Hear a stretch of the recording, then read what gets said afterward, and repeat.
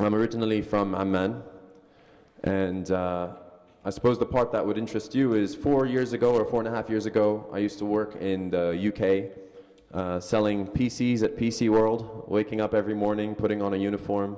I had already graduated with my degree in 3D animation, but I fell into that trap that everyone falls into, well not everyone, but a lot of people do, where they think that maybe this is good enough, you know, or I'll stick with this job for a while, it's giving me enough money each month.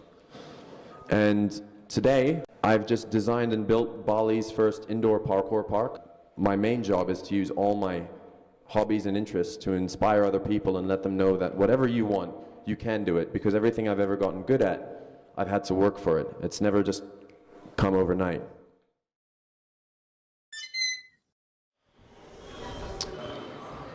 One day, you will all be fucking dead. Dead. Not having a nap, not away on holiday with a plane ticket, dead. And the reason I say this is you have to ask yourself where exactly your life is going at the moment, knowing that. I want you to either close your eyes or do whatever you need to imagine this. We're no longer in this room. 60 years have passed. Your skin has hardened and grown leathery. Your hair grows gray. You've watched buildings grow up around you. You've seen generations go from infancy to adulthood. And the world has passed you by.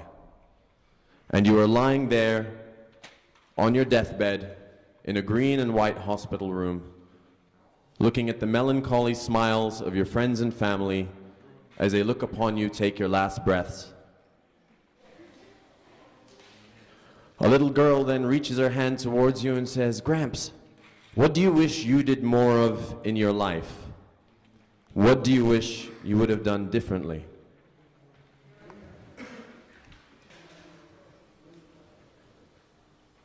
Do you know what the number one thing that people regret on their deathbeds is? Not having lived a life that's true to your passions and dreams, but instead growing up doing what others expect of you, not being true to yourself. Now people tell me, "Oh, you're young. You have your whole life ahead of you." And it's true. I am. So are you. But we're not that young. We're no longer 10. We're not 14. Do you think that maybe you're old enough to start making choices that make each day count? My goal here today is to simply nudge you 8 degrees. That's all. If I can change your thinking by 8%, it could have huge ramifications in the future. At the bottom is where you are now, okay? At the top is your future if you keep doing exactly what you're doing. No change.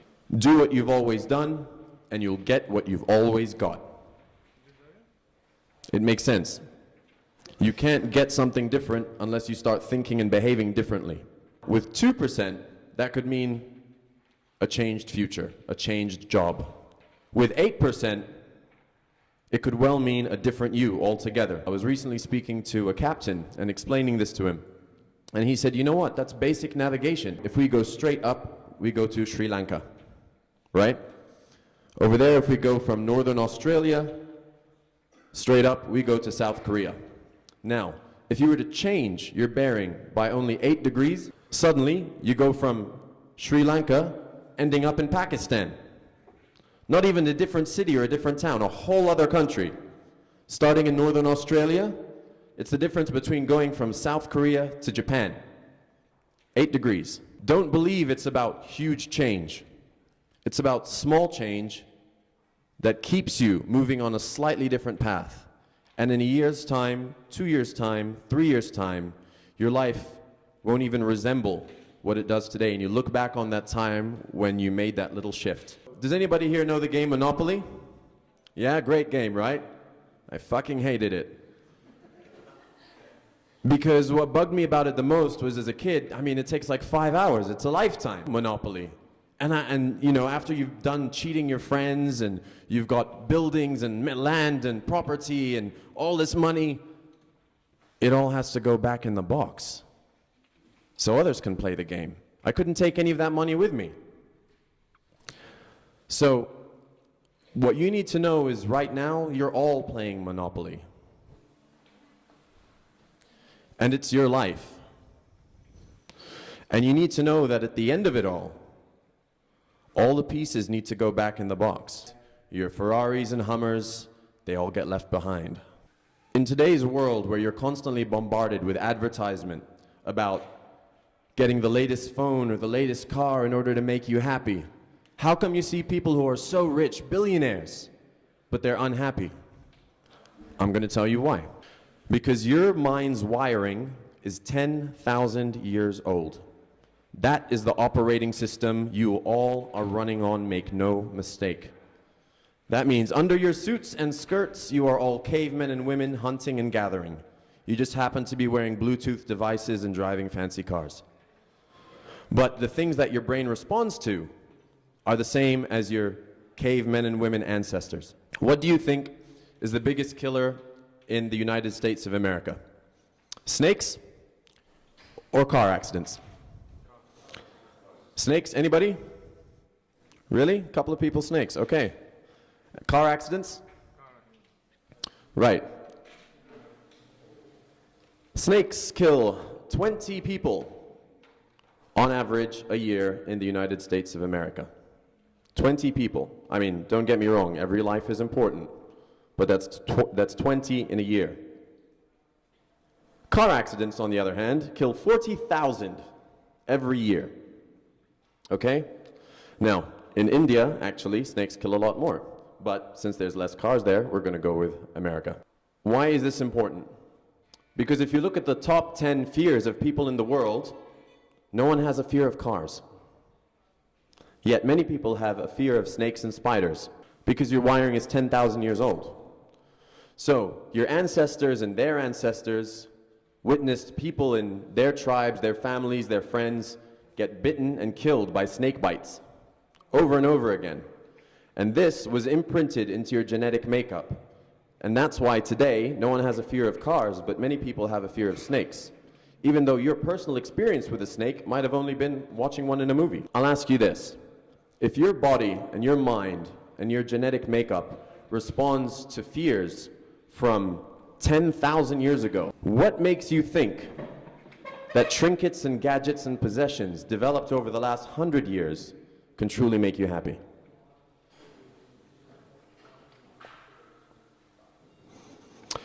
In a recent documentary by an award-nominated director named Rocco Bellic called Happy, him and his team of researchers traveled around the world to discover the science behind happiness, what actually makes people happy. What they found out was very interesting. To make a jump from an income of $5,000 a year to $50,000 a year, your happiness increases exponentially, tremendously, right? You go from being poor and struggling and hungry, no car, lousy accommodation, tattered clothes, stressed out, outcast from the rest of society that you want to be a part of, to comfortable, independent, well-fed. You own a car, you have a nice house, you have a good wardrobe. You can afford yourself those small luxuries like treating yourself to go to a restaurant or taking your loved one out to dinner.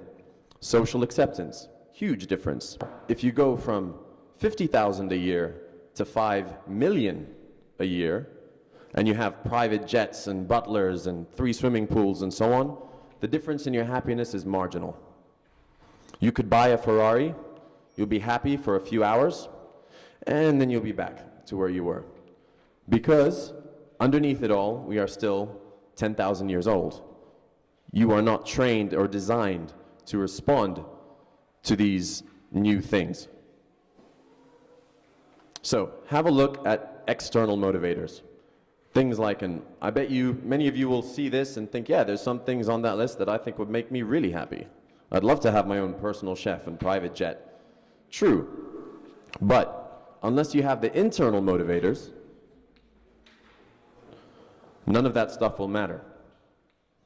So, unless your life is full of companionship, passion, brotherhood, community, family, peer respect, personal growth, love, strength of purpose, friendship, camaraderie, happiness, service to others, giving, truth of being, and achievement, you can have all the gadgets and all the possessions and all the material wealth in the world, and you will not be happy. So never chase a Ferrari or a mansion for the sake of the Ferrari or the mansion, because it won't fill the gap. You need to be happy internally first, and then you can use those things to complement your already defined state of happiness. Now, the powers that be, the big corporations of this world, they all know that. They know it's the internal truths, the internal human qualities that motivate us the most. And they play on this. This is why you see commercials for cologne that make you think that a couple of sprays and suddenly you're going to be confident with women. Guess what? It doesn't work that way. You might just smell a little nicer while you're being rejected. You now know one day you will all be dead. You now know the number one regret of people in life is that they didn't pursue their dreams. You also know it takes small shifts every day to yield huge changes in the future. You respond to life as if you are 10,000 years old. The key to your happiness is internal, not external. You need food, shelter, warmth, air, water, love, not expensive possessions. How do you start to change your life? Having given you a little bit of a background now. First, you need to understand there are no limits, only limiting beliefs. Going scientific now, everything in this world is made up of energy. Okay? Any of the stuff that I'm telling you today, feel free to do your own research, look it up, find out, do whatever you need to make you believe. Because the first step to changing your thinking and changing your life is believing. And to believe, you need to have facts, which is why I'm presenting you with some today. There are two kinds of energy in this world: electric energy and magnetic energy. Human beings have both. If you look at the shape of the energy produced by the earth, you see how it goes in through the top, comes out through the bottom, and comes back around. Okay? I'll show you the kind of energy field that humans have. Very, very similar. You'll notice that the way energy flows through a human being is the same as flows through galaxies, through the world. It's all this toroidal energy flow. And it's important because the rules that govern you, govern the world, govern the galaxy, and so on. And the quicker you learn that and accept that, you can start to make them work for you. You now know that you have an electronic field, an electric field, and a magnetic field. You need to understand that basically you are a big magnet, okay? And your thoughts, believe it or not, show up on an electromagnetic spectrum. They can be measured, they have a frequency. The same with your heart. Whatever you think about, you are drawing that same thing back into your life. It's a universal law called the law of attraction, which means the things that you dedicate your thought, your time, your energy to is what will manifest in your life over time. So your life today is a product of everything that you think and believe. Because if you believe something is possible, it is. If you believe it's not possible, you're also correct. There are more electrical impulses in one day in one person than all the phones in the world. That's a huge amount. So you have to think how remarkable we actually are as beings. Because if you believe that all you were destined to do was fold clothes all day or answer phone calls, do you really think your ancestors who survived and made the right decision for 100,000 years of evolution only so you could come here and sort of get by? Does that make any sense? The heart sends more information to the brain than the brain does to the heart. The magnetic field is 5,000 times stronger than the brain. And in fact, many times stronger than any other organ in the body. A heartbeat can be measured, has a frequency 3 to 4 feet away from the human body. Did you know that heart cells of different people will communicate to each other if they're put together in a petri dish? When a heart is transplanted into someone, the brain doesn't tell the heart to beat. It beats all on its own. Why is this important? You know when people tell you act from the heart, or I really enjoyed his music, he was very technical, but there was no heart there, right? The reason they tell you this, the reason it's been passed down over years and years and years and years, is because there's a huge understatement as to how important your heart is in your life, right? I'll give you an example. You can walk into a room, sit down next to someone, and after half an hour, you feel more negative than when you walked in. Anyone experienced that? We're taught to listen to what people say, whereas what we should actually be doing is using our intuitive ability to sense. Vibration is one of the most important things. It's actually how I've based my decisions in my life. It was something that I always did since I was a kid, and I only discovered the science behind it as I got older. It's very important to note just how much of an impact this can have. Some people suck energy, some people give it out like generators.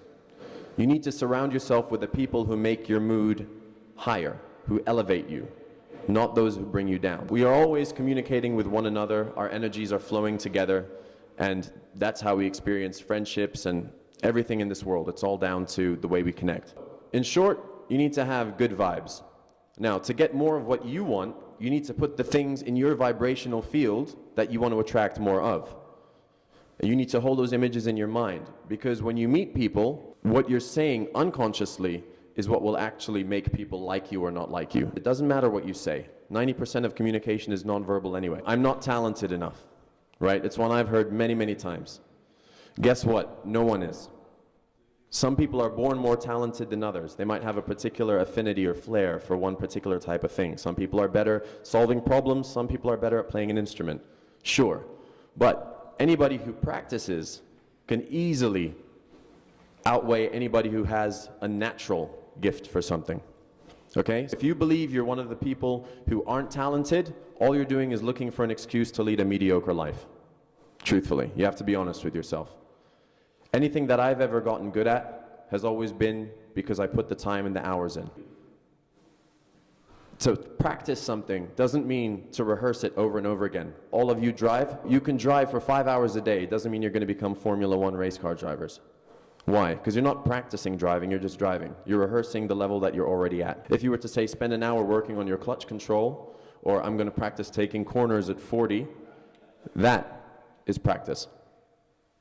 Pushing on the edge of your comfort zone.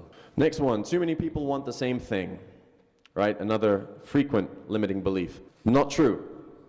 Some people might want a penthouse in Hong Kong. Other people might want a bungalow on the beach. Some people want to drive a Lamborghini. Some people would be happy being more eco-conscious and driving a push bike down little country roads. Don't be fooled that everybody wants the same thing. Even though all of you are here studying here at this university, there will be variations on what each person wants to do, because it's personal to you. Limiting belief number 3, I don't have enough money. Guess what? So do most people. You need passion and vision. With enough passion and vision, you can inspire other people to see the world the way you see it and share in your dream. There's countless numbers of people who have tons of money and no creativity. And there's tons of people who have creativity and no money. All you need to do is, through your powers of attraction, draw the people into your life who can sit down and listen to your idea, draw up a business plan, put the time in, so that when the time comes, when that opportunity presents itself, you're prepared. Because opportunities like that don't come by all the time. You will attract them into your life, but once it's there, you need to know what to do with it. I was speaking to someone yesterday who wants to be a writer, right? And she said, I want to be a writer. I was like, great, that's kind of vague. If you only vaguely know what you want, the universe will only give you something that's vaguely like it. I want to be a writer. Great. What kind of writer do you want to be? I want to write novels. Okay, you want to write novels. What kind of novels do you want to write? I want to write political novels and social commentary. Okay, is it fact or fiction? No, it's fiction based on fact. Okay, where do you want to be based? New York. Great. Now, do you see how much more clear that is? From saying I want to be a writer to saying I want to write social and political commentary that's fiction but based on facts, and I want to be based out of New York. By being really clear and making that part of your vibrational field, when you talk to people, dots can very quickly connect. But then at that moment, are you ready? Do you have 2 chapters of your new book that you finished to write, or are you still saying, one day I'd like to be a writer? Limiting belief number 4, I'm too old, I'm too young, I'm too fat, I'm too thin, I'm too short, I'm too unfit. There's many, many examples in the world of people who have changed their situation, right? Someone who started out fat become thin. Someone who's thin gained weight. Someone who's short suddenly had a growth spurt. You need to find examples of people who've done whatever it is that you want to do, and then use those to quash this limiting belief. Limiting belief number 5, this is one of my favorites. I don't deserve to live that dream lifestyle. It's not for me. I haven't done anything that makes me good enough. Let me enlighten you. Did you know that there are 300 million sperm vying for an egg's attention at any one time? 300 million. It's a big number. That means each and every one of you swam harder and faster than 299,999,999 individual sperm to be sat here today. Give yourselves a round of applause.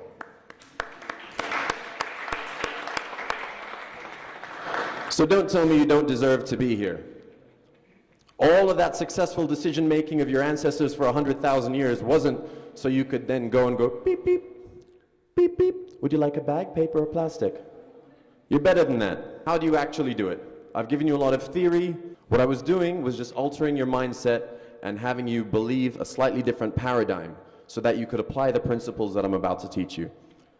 To seal an intention, you need to write it. So if you all have papers and pens in front of you, this would be the good time to get them ready.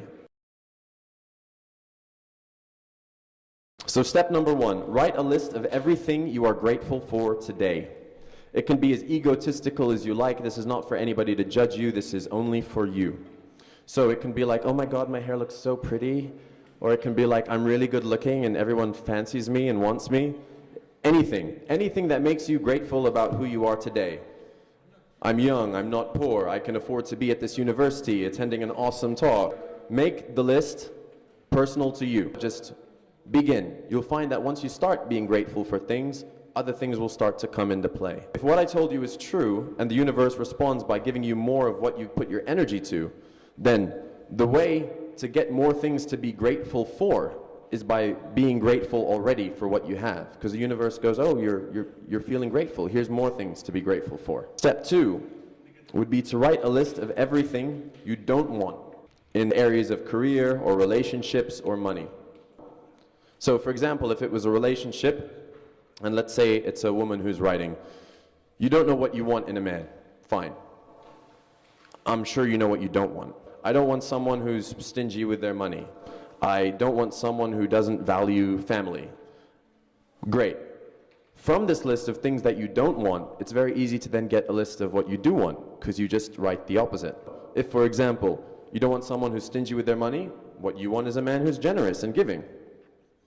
Someone who doesn't like family, okay, what you want is someone where family values are important to them and part of their character.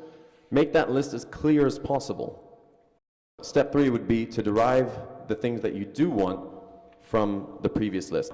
To get what you want, you need to make the image crystal clear. You need to know how it looks, how it smells, how it sounds, how it tastes, everything. So for example, if you want to be the next Steven Spielberg, don't just say, I want to direct films. Say, I can see myself working with Weta Digital, sitting in New Zealand, and I'm going to be wearing a really awesome suit that looks like this, and my office is going to look like this, and it's going to be overlooking the savannas and the fields. Make it really specific, because your mind doesn't know the difference between reality and imagining. That's why sports athletes are told, visualize a successful outcome before you actually do a jump or do a race. Because in your mind, if you make it real, your body will much more likely follow whatever just happened in your mind. Focus on the positive feelings that you would have if your life was already this way. Use true affirmations. I'll give you an example of what that is. You open your wallet and there's no money in it. And you look in the mirror and you go, I'm really happy because I have lots of money. It feels like a lie. It is a lie. If you don't have money, what you actually need to say is, I know that the feeling of having a lot of money when I look in my wallet will feel really good. I can imagine opening my wallet and just seeing notes and notes and notes and notes. That is true. If you can make it true for yourself, it'll begin to generate a real smile. And a real smile is created by an internal feeling. And you have to know that your thoughts will create feelings. Those feelings will create actions. Those actions will create a reality. And it just depends what kind of reality you want to create. But it's all down to those thoughts. Step 6, if you want something, stop hoping and wishing for it. I know this might not make sense to begin with, but by hoping and wishing, you are generating feelings of lack, of wanting. Oh, I hope I'm successful. I hope I'm good enough. I really, really wish. It doesn't work. The way to get what you want is not to hope and wish for it. You have to start believing and choosing. If you say, I believe I will be successful, and you do what you can to make it so, do your part. You need to show that you're serious too. So you believe and you choose. So instead of saying, I hope I'll be successful, decide what form do you want that success to take. Don't just hope and wish for it vaguely. A wise man once told me that you don't learn to become a star. You just start being one, and then gradually people around you will notice your glow. You just have to start believing internally, and it will radiate outwards, because that is what we do. We vibrate. Don't be a salmon. What that means, anybody who doesn't know, salmon always swim upstream. They go against the current. This is not to say that you don't need hard work to get what you need. Of course you do. But put that hard work into something you're passionate about. For me, my definition of success is earning enough from what I love doing to keep on doing what I love doing. There's something to be said for an ease of attainment and a lack of friction. For example, you might really want film, but it's not working, but people are just giving you audio jobs. Everything is just coming in that way. Hey, guess what? Why don't you go that direction? And then from that, someone could be like, oh, you do really great audio. Have you considered film? You'd be like, well, actually, that's kind of something I wanted to do. And then boom, they steer you back along. So have to look for the signs, because opportunities will begin to present themselves. Now, something that's not on the slide that I would really encourage you to do is get yourself a little notebook. Call it your evidence book. Okay? It might sound silly. You don't have to tell friends. I know you might lose street cred or something like that. Just get yourself a little notebook. Every time something starts to go right for you in the direction that you want, write it down. So on those days where you wake up and you're feeling like shit and you doubt yourself and you don't want to get out of bed, you can look through that evidence book and suddenly you'll have a list of things that support where you're heading. Do that day in, day out, and you'll find very quickly you'll have a whole book of things to fall back on those days when doubt creeps in, because doubt does creep in. The third step is allowing. Some things take time to manifest. But don't think of it like a big house would take 10 years, whereas a cup of coffee could take 5 minutes. One person wanted a catamaran, a big boat to sail on. He met someone, showed that he had so much enthusiasm for this. He was like, look, I have 6. Why don't you just take this one? If you rebuild it and fix it up, it's yours. Boom. Done. Things don't take time. Okay? They take an amount of energy. Just like an oak tree, right? It takes decades to grow tall and strong. It's the same with your hopes and dreams. Today, hopefully, it will begin as a seed, starting to grow underneath the ground. If you start doubting yourself, it'll never poke through the surface. But if you allow it to, give it its time, use your evidence of things going your way to not doubt yourself, then it'll start to poke through. And then it'll be much easier to keep that same positive drive going. Passion today, passion fruit tomorrow. To get an easy and comfortable life, the road might not be easy or comfortable. Because to become good at something, you have to be on the edge of your comfort zone. You have to do things that make you uncomfortable. That's where you improve, not by rehearsing the things you're already good at. So if you want to be good at something, you want to test yourself, you want to challenge yourself, then do something that challenges you. I'm not giving this speech in a supermarket, I'm giving it at an SAE Media University, so for that, you're already on the right path. Start applying this stuff. I know that being here in this particular society is not necessarily supportive to your goals and aims, but remember this, if you want to run your own business, don't ask for advice from the employees. Thank you. Thank you.